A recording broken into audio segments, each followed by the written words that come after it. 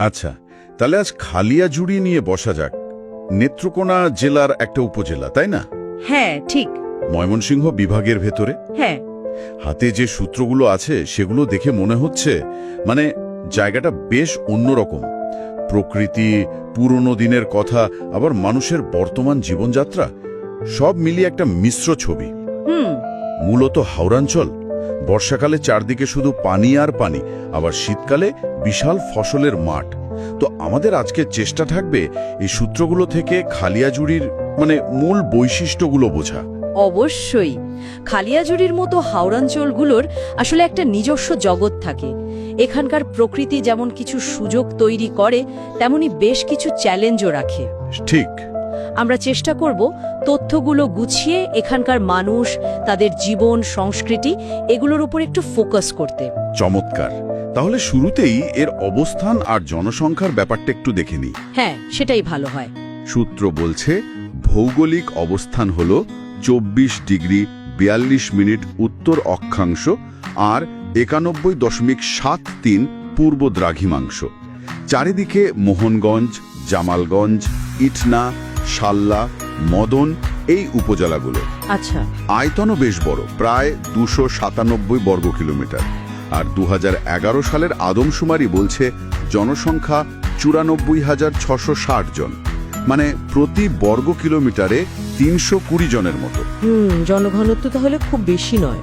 না, হাওড়ের হিসাবে হয়তো স্বাভাবিক, কিন্তু একটা জিনিস একটু ভাবাচ্ছে, শিক্ষার হারটা মাত্র 34.50%।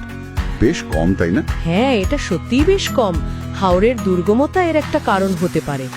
ধরুন বর্ষাকালে যখন সব ডুবে যায়, যোগাযোগ তো প্রায় বন্ধই হয়ে যায়। একদম, তখন স্কুলে যাওয়া বা অন্যান্য সুবিধা পাওয়া এগুলো কঠিন হয়ে পড়ে। এই কম শিক্ষার হারটা কিন্তু এলাকার সার্বিক উন্নয়নের জন্য একটা বড় চ্যালেঞ্জ। ঠিক বলেছেন। আচ্ছা, প্রশাসনিক দিকটা কেমন? এখানে 6টা ইউনিয়ন আছে: মেন্দিপুর, চাকুয়া, খালিয়াজুড়ি, নগর, কৃষ্ণপুর আর গাজীপুর। আর পুরো এলাকাটা খালিয়াজুড়ি থানার অধীনে। ইতিহাসটাও তো বেশ পুরনো মনে হচ্ছে। 1896 সালে নাকি পুলিশ ফাঁড়ি হয়েছিল। হ্যাঁ, আর 1906 সালে সেটা পূর্ণাঙ্গ থানা হয়। প্রশাসনিক গুরুত্বটা অনেক আগে থেকেই। আর উপজেলা হয়েছে 1983 সালে। আচ্ছা, একটা মজার লোকশ্রুতি আছে না, ময়মনসিংহ গীতিকার মহুয়াপালার নায়ক নদের চাঁদের বাড়ি নাকি এখানে। হ্যাঁ, এরকম একটা কথা শোনা যায়, লোকমুখে প্রচলিত আর কি। সত্যি হোক বা না হোক, বেশ ইন্টারেস্টিং। অবশ্যই। এই ধরনের লোকগাথা কিন্তু একটা অঞ্চলের সাংস্কৃতিক পরিচয়কে খুব সমৃদ্ধ করে তোলে, প্রজন্মের পর প্রজন্ম ধরে চলে আসে। আর এখানকার সমাজে বিভিন্ন ধর্মের মানুষও তো একসাথে থাকেন, মুসলিম, হিন্দু, খ্রিস্টান। হ্যাঁ, শান্তিপূর্ণ সহবাস্থান। মুসলিমদের মধ্যে সুল্লিরাই প্রধান, আর হিন্দুদের মধ্যে নমদাস সম্প্রদায়ের উপস্থিতি উল্লেখযোগ্য। এবার একটু অর্থনীতির দিকে তাকায়। মূল ভিত্তি তো মনে হচ্ছে কৃষি আর মাছ। একদম, কৃষি মানেই প্রধানত ধান। হাওড়ের ওই যে উর্বর পলিমাটি, বর্ষার পর যেটা জেগে ওঠে, ঠিক ওটাই ধান চাষের জন্য আদর্শ। তবে মৎস্য সম্পদের গুরুত্ব অসাধারণ। পরিসংখ্যান কি বলে?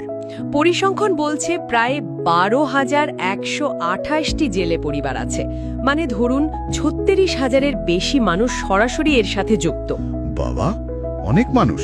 হ্যাঁ, আর সরকারি পুকুর আছে 1,442টা, 25টা বড় জলমহল। বছরে উৎপাদন প্রায় 2,460 মেট্রিক টন মাছ। প্রচুর। এই মাছ শুধু স্থানীয় চাহিদায় মেটার তা নয়, দেশের অন্যান্য জায়গাতেও যায়। আচ্ছা। আর আপনি যে বলছিলেন, নৌকা, দারুশিল্পের কথা বলছিলেন, হ্যাঁ, ওটা কিন্তু খালিয়াজুড়ির আরেকটা বড় পরিচয়। সূত্রগুলো বলছে এখানকার কারিগররা নাকি দারুণ সব নকশা করেন নৌকায়, ময়ূরের মতো দেখতে, খোদাই কাজ, রং। ঠিক তাই। এটা শুধু তাদের জীবিকা নয়, এটা একটা শিল্প, স্থানীয় ঐতিহ্য। সত্যি দারুণ। আচ্ছা, এই মাটি তো আবার গুণী মানুষেরও জন্ম দিয়েছে, যেমন ধরুন বাউল সাধক উকিল মুন্সি। অবশ্যই, তার গান তো হাওড়ের জীবনের প্রতিচ্ছবি।